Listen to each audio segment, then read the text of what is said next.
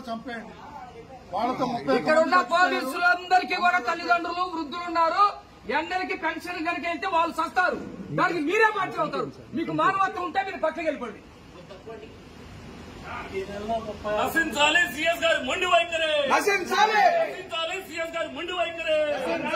ఇంటి వద్ద పెన్షన్ ఇవ్వాలి, ఇంటి వద్దనే.